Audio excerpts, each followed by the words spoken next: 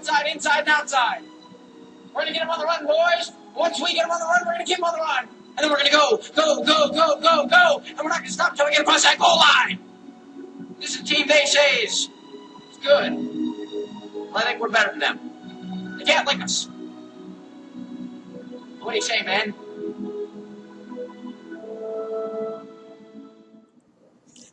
You know, we can talk all we want until doomsday about how much tradition and how much these teams have done. Of course, 15 combined national championships. A total of 12 combined Heisman Trophy winners. And legendary coaches. Parsegian, Leahy, Devine, Holtz, and of course, at the beginning of this video, Rudy's imitation of Rockne. And of course, for OU, only team in the nation to have ever had 4 coaches with at least 100 wins. Benny, Bud, Barry, and of course, current legend in Bob Stoops. We can talk about the 47-game winning streak that Oklahoma had in the 50s, which was snapped, of course, by Notre Dame. We could talk all we want about Notre Dame never having lost a game in Norman. Perfect 4-0 against the Sooners and 8-1 overall. We can talk about Touchdown Jesus, talk about Boomer Sooner. We can talk about Rudy. We can talk about all those things that make Notre Dame and Oklahoma 2 of the most 5 successful college football programs of all time. We can talk about all that, but this is the bottom line. That was then. This is 2012. Saturday night, Notre Dame undefeated, taking on once beaten Oklahoma. 2 top 10 teams, and although the winner of this game in no way, shape, or form punches her ticket toward a national championship game, well, not yet, the loser of this game definitely has no shot at all. It's that simple. The Irish and the Sooners meeting in Norman on Saturday night. The game will be on ABC, national television, and of course, ESPN's College Gameday will be in Norman this weekend. It is one of the big games of the year in college football. Sooners come into this game now as a 10.5-point favorite. The line opened at 9.5, but it's gone up a point since it originally opened.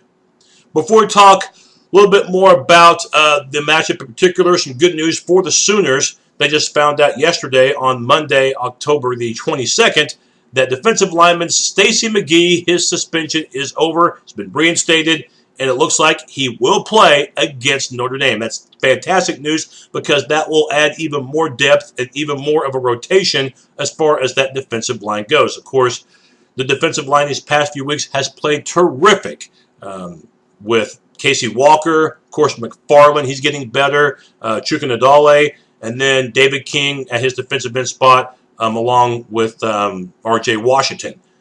The defensive line, getting McGee, that's only going to help, and they'll need him and they'll need everybody because you're going against a Notre Dame offense that has a veteran offensive line. In fact, all but one of their down linemen are seniors, so they've been around. Notre Dame, trust me, will try to make the ground game their game. It is their bread and butter. They're averaging about 193 yards per game on the ground. Sierra Wood, he's known as their speedster running back, but it was actually Theo Riddick and not Wood last week that was the main guy in the backfield for the Irish in their win over BYU. Riddick had way over 100 yards in that game. In fact, it was his best rushing game of the year. So I would expect those 2 guys to get the brunt of the carries for the Irish. Now, in terms of Notre Dame's passing attack, this is a whole nother department. One of the biggest reasons why, in my opinion, Oklahoma is such a big favorite in this game is because of the fact that Notre Dame's offense at times has looked non-existent, primarily because of their passing attack. It's been lousy, okay? Now, one thing that might help them this week is getting Everett Golsen back, their quarterback. He didn't play last week against BYU because of a concussion that he had sustained the week before against Stanford. Last week, Notre Dame had to go to last year's starter in Tommy Reese. And I think Notre Dame fans, I don't want to speak for them, but I think they'd have to feel a little bit better about Golsen being in there because at least with Golsen, he gives you that threat to run the ball. And mobile quarterbacks have really hurt Oklahoma defenses in the past. So unlike Reese, Golsen at least gives you that option to take off if the pressure in the pocket starts to develop. So OU has to be aware of Golsen's feet. In terms of the passing game, getting back to that for Notre Dame, even though it's been bad this year, that doesn't mean it's been non-existent. Tyler Eifert, the tight end, who, by the way, doesn't even look like a tight end, looks like a tall receiver, he can play.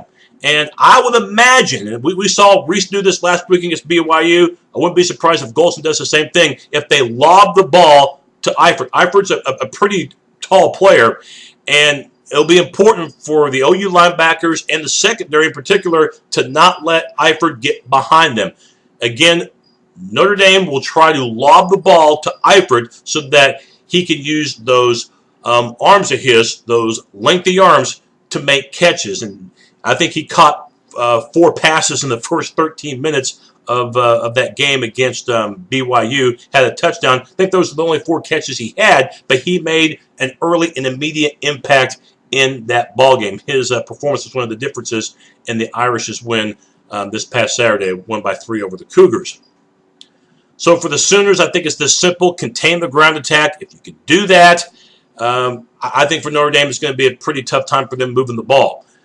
Big thing, too, on offense for Oklahoma, get off to a good start. You can do that, then suddenly you put Notre Dame in the position to where they can't just rely on the ground attack. Because the ground attack, it works for Notre Dame because it eats up time, it eats up minutes. But if you get behind by 14 points early, Notre Dame could be a sign of trouble because of the fact that I don't think Notre Dame's offense is one that can come from a double-digit deficit down. Maybe 3 points down or 7 points down, but if it starts to get to 2 touchdowns, then that's where Oklahoma really wants them.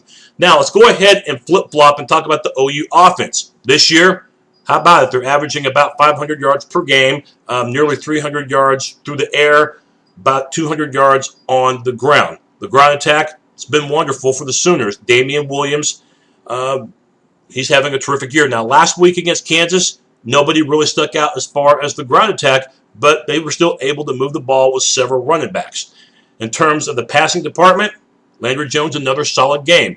And the thing that we're seeing Landry Jones do in October that we did not see him do in September, he's utilizing more receivers. In September, it was just a love fest between him and Kenny Stills and hardly anybody else. But now, he's not only using guys like Sterling Shepard, and he's not only using guys like Justin Brown, Trey Millard out of the backfield, Damian Williams out of the backfield, and the transfer in Jalen Saunders, but the chemistry is right there. You can see that trust that he has, and that's what we've been looking for with this Oklahoma offense. Have you seen, in all my years of Oklahoma football, which has been over 30 as far as watching the Sooners, I've never seen such a big turnaround from September to October. September, it was a struggle for the Sooners offensively, but the month of October has been a whole lot different. Evidence of that, the Texas Tech win in Lubbock, and of course the blowout in Dallas against Texas.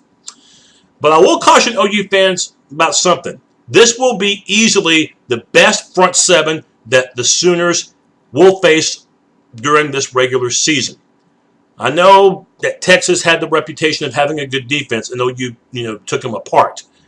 They were more physical than Texas. Notre Dame lives on being physical. Defensive line, fantastic. Sheldon Day, defensive tackle, he's a bruiser. And the Sooners, in that game against Texas, in which we thought the best 2 defensive ends we'd see all year long would be Jackson Jeffcoat and Alex Okafor. The Sooners passed that test. But this week could be even a bigger test because you're going against Capron Lewis-Moore at 1 defensive end, and then Stephon Tuitt. Tuitt already has 8.5 sacks this year for the Irish. Notre Dame will bring pressure, and unlike previous games in which we've seen Oklahoma just bowl over defenders, these guys I cannot see Oklahoma running over because they will lay a lick on you. This front seven of Notre Dame, you've already heard it, and if you haven't, this will be news to you. Notre Dame has given up this many rushing touchdowns this year. That's right, 0. That's 7 games in a row this year. The last 2 dating back to 2011. That's 9 games in a row in which nobody's been able to rush a touchdown against the Irish. And what I really want to see in this game, if it comes down to a 3rd or 4th down and you got the Belldozer formation for the Sooners going against that front seven of Notre Dame. The Irish will play with 4 linebackers. Of course, Manti Te'o, everybody's All-American, best defensive player in the country. Really hoping he would have gone to the NFL this past year. Came back his senior year, and the guy has dominated. Already had a couple of fumble recoveries, 4 interceptions, incredible closed down speed. Notre Dame, their defense at this time last year compared to this year, it's like night and day. Second best defense in the country when it comes to scoring defense, giving up under 10 points per ball game. The big thing about the Sooners, though, they'll have to run it successfully. Notre Dame only gives up 3 yards per carry. The Sooners must establish a run game. They can do that, they'll be fine. If not, then Notre Dame's not going to have to blitz as many players. And if they're only blitzing 4 or 5 and getting to Landry Jones, that's a sign of trouble, and that'll be much harder for Jones to try to complete passes.